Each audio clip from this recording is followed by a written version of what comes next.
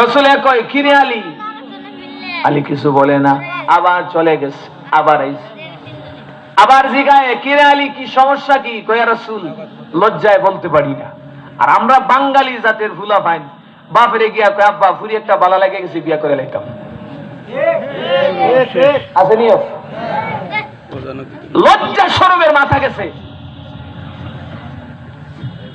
এবার রসুলে জিগা আলী রে আমি জানি তুই আমি ফাতেমারে বিয়া করার জন্য আসছে তো।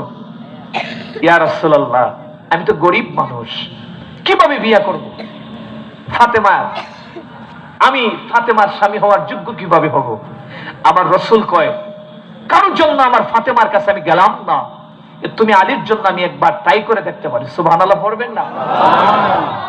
ও ছেলের বাবারা, মেয়ের বাবারা, ভালো করে বুঝো,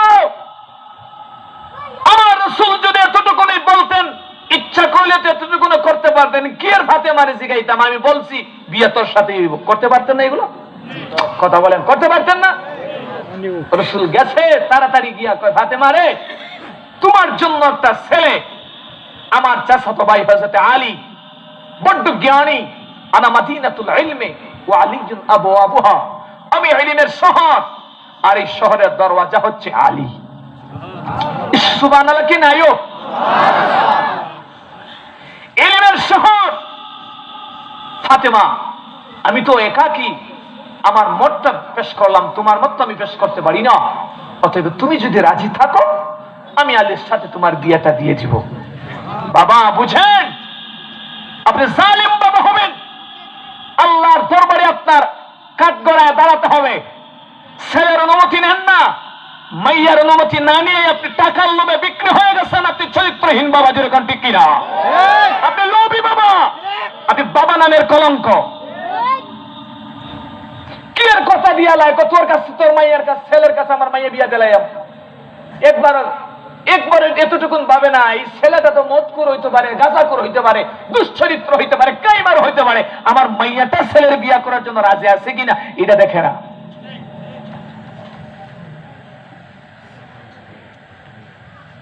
এটা দেখে না, এটা দেখার সময় তো নাই।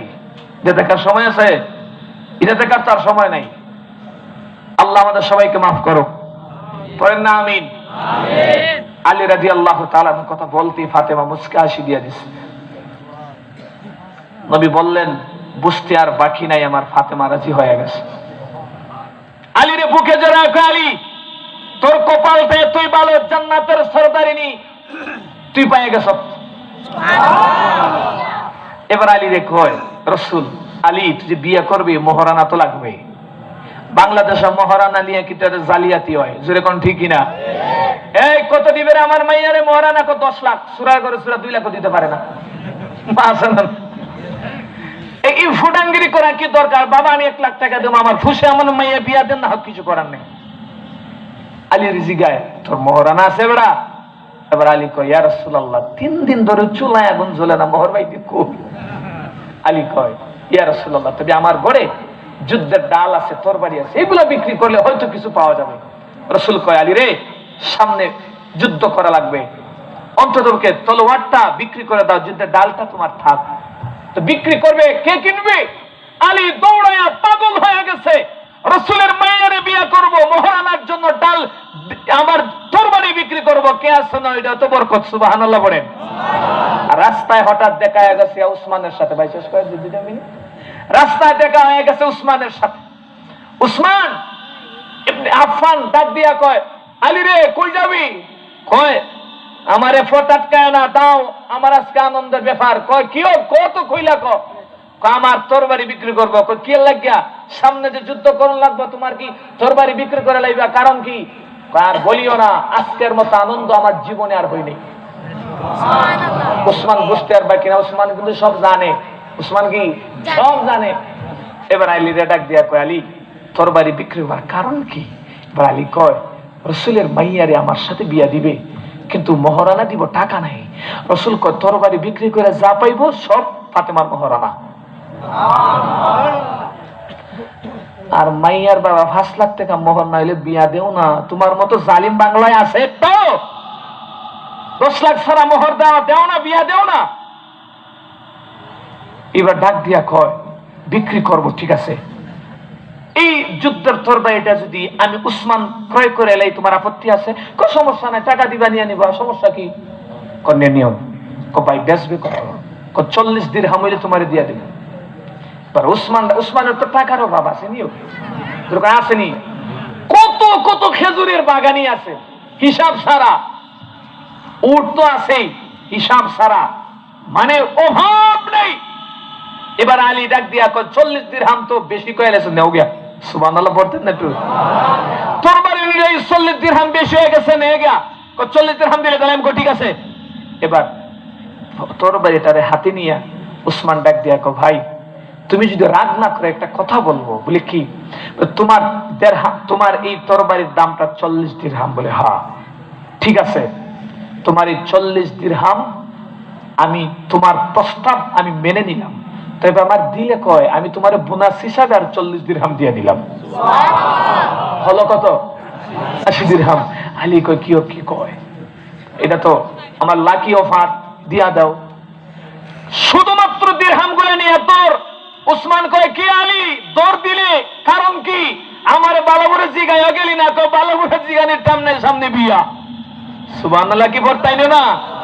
এবার দাঁড়াইছে এদিকে, ভাই তুই কি একটি কথা তোর আজকে খুশির তেলা সব বুইলা গেলি গা, অথচ তোমার সব থেকে বড় জ্ঞানী তুমি, সব বুইলা গেলে গা। তোমার যে দাম 40 দিরহাম, 80 দিরহাম দিলাম, 40 যে বলন দিলাম, 40 কিসের জন্য দিলাম একবার জিজ্ঞাসা করছো? দেখো ভাই ঠিক তো, এটা তো মিস্টেক হয়ে গেছে গা, 40 কি জন্য বেশি দিলেন, এটা তো মিস্টেক হয়ে গেছে গা। এবার ডাক দিয়া কয় ভাই ভুল হয়ে গেছে, কি জন্য দিলেন? এবার ডাক দিয়া কয় ভাই আমি তোমার 80ও দিলাম, তোমার যে তরবারি দিছো এইটাও তোমার হাতে দিয়া দিলাম। কি ওই শুধু খালি বারে, ওই শুধু খালি। এবার ডাক দিয়া উসমান গনি কান দেয়া ডাক দিয়া কয় আলী রে, আমার মাওলা আমাকে অনেক ধন সম্পদ দিয়েছে, অনেক সদকা আমি করেছি, কোন দিনের সদকা আমি উসমানের কবুল হবে? সব কি দিয়া দিলাম, আল্লাহ রাহে অনেক কিছু দিয়া দিলাম, কবুল হবে কিনা জানি না, তবে আমার দিলে কয় আমি পূর্ণ বিশ্বাস আস্থা রেখে বলতে পারি, আল্লাহকে সাক্ষী রেখে, কঠিন মেহশরের দিন আল্লাহ যদি জিজ্ঞাসা উসমান এত এত সম্পদ তোমাকে দিয়েছিলাম, কোন কাজে ব্যয় করেছো? সম্পদ কোন কাজে ব্যয় করেছো? কোনটা কবুল হলো কিনা আলী আমার চিন্তার ব্যাপার ছিল, কিন্তু আজকে আমার দিলে কয় তোমার কে যদি আমি আজকে 80 দিরহাম দিয়া দেই, আমার রসুল খুশি হয়ে যাবে। আমার বিশ্বাস দুনিয়ার কোন জানতেন মহিলার বিবাহের মহারানা আমি দিলাম না, আমার বিশ্বাস রাসূলুল্লাহ সর্বকনিষ্ঠ মাইয়া, আদরের মাইয়া, যিনি জান্নাতের সরদারনি, এমন মাইয়ার মহারানার কাজে আমার 80 দিরহাম গেলে আল্লাহর সামনে বলতে পারবো আল্লাহ আমি 80 দিরহাম আমার জীবনের অন্য কোন আমল কবুল হলে কিনা জানি না, তবে তোমার রাসূলুল্লাহ সাল্লাল্লাহু আলাইহি ওয়াসাল্লামের মাইয়ার বিবাহের জন্য 80 দিরহাম দিলাম, আল্লাহ এটাকে কবুল করে নিয়ে আমি উসমানকে মাফ করে দাও। এই ছিল ভ্রাতৃত্বের বন্ধন। এজন্য আসুন বলতেছিলাম কি, শেষ করে দিই, মহান প্রধান অতিথি ওইখানে বসে রাইকা আসলে লম্বা চড়া আলোচনা করাটা এটা বেয়াদবি হয়ে যাইতেছে, বাইরা করেন না ইনশাআল্লাহ। তো আমার শেষ কথা হইল এটাই, আপনি ছেলে বিয়া দিবেন, ছেলের অনুমতি নিবেন, ছেলের মনোভাব নিবেন। বাবা তুই কি মাইয়াটারে রাজি নি, আপনি পারেন না দাদির মাধ্যমে নেওয়ান, অন্য কোনো মাধ্যমে নেওয়ান, মাইয়া বিয়া দিবেন অন্য কোনো মাধ্যমে নেওয়ান, তবে হ্যাঁ ছেলে মেয়ের জন্য এই কথা করণীয়, মা বাবাকে খুশি রাইখা আপনি বিয়া করা লাগবো, বিয়া বন লাগবো, না হলে শরীয়ত সম্মত তার 10টা ক্ষতি হয়। এটা করার টাইম নেই, যে কথাগুলো বললাম বলতে চাইলে ক্ষমা চাই, দোয়া করবেন তো ইনশাআল্লাহ। মা কারা কারা দোয়া করতেন না হাত তুলেন সাইডি, দেখা হবে আবার কোন এক মঞ্চ। ভালো থাকেন, কষ্ট দিলাম, আসসালামু আলাইকুম।